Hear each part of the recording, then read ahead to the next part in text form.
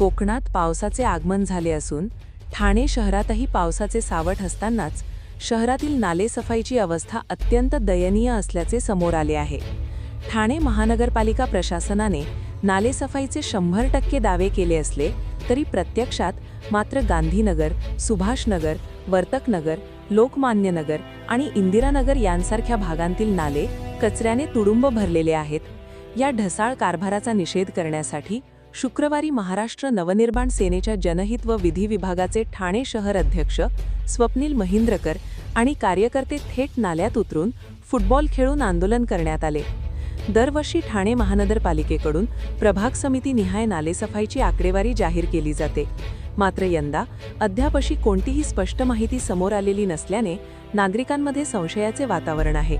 नालेसफाईची कामे ठेकेदारांना देण्यात येतात, मात्र संबंधित प्रभाग समित्यांतील अधिकारी आणि ठेकेदार यांच्या संगनमतामुळे फक्त देखाव्यापुरती साफसफाई केली जात असल्याचा आरोप मनसेच्या वतीने करण्यात येत आहे। प्रत्यक्षात नाले तुंबलेल्या अवस्थेत असतानाही कोट्यावधी रुपयांची देयके मंजूर केली जात असल्याची चर्चा रंगली आहे। दरम्यान पाऊस उंबरठ्यावर असतानाही नाले उपसले न गेल्याने ठाणेकरांमध्ये भीतीचे वातावरण आहे। जर वेळेत नालेसफाई झाली नाही तर पावसाळ्यात सखल भागात पाणी शिरून जनजीवन विस्कळीत होण्याची चिन्हे आहेत। या संपूर्ण प्रकाराविरोधात महाराष्ट्र नवनिर्माण सेनेच्या कार्यकर्त्यांनी शुक्रवारी नाल्यात फुटबॉल खेळून आंदोलन केले।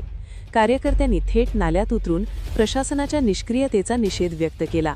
तसेच ठाणे महानगरपालिका आयुक्तांना जाब विचारत तातडीने प्रभावी नालेसफाई करण्याची मागणी करण्यात आली। ठाणे शहरामध्ये आज आपण बघत असाल तर नाल्यांची परिस्थिती अत्यंत दयनीय आहे। सगळे नाले कचऱ्याने भरलेले आहेत। आयुक्त साहेबांनी काही दिवसापूर्वीच दावा केलेला की ड्रोनच्या मार्फत आम्ही सगळे नालेसफाईवर नजर ठेवणार आहोत, पण आज आपण गांधीनगरमध्ये आहोत। आपण बघत असाल की इकडे नालेसफाई अजिबात झालेली नाही। या नाल्यांची परिस्थिती एवढी बिकट आहे का सगळीकडे दुर्गंधी पसरलेली आहे। आज ठाणे शहरामध्ये जवळपास 300 किलोमीटरचे नाले, आज 15 तारीख आलेली आहे मेची, आणि जर ही परिस्थिती असेल ठाण्यामध्ये तर येत्या काही दिवसामध्ये हा जो नाला आहे, जर चुकून पाऊस आला हा सगळा कचरा लोकांच्या घरी जाईल। आणि आयुक्त साहेबांनी जो दावा केलाय तो फक्त कागदावरच राहिलेला आहे। इथे कुठेही ड्रोन दिसत नाही, ठाणे शहरात कुठेच ड्रोन दिसत नाहीये। मग तुम्ही फौल दावे कशासाठी करता?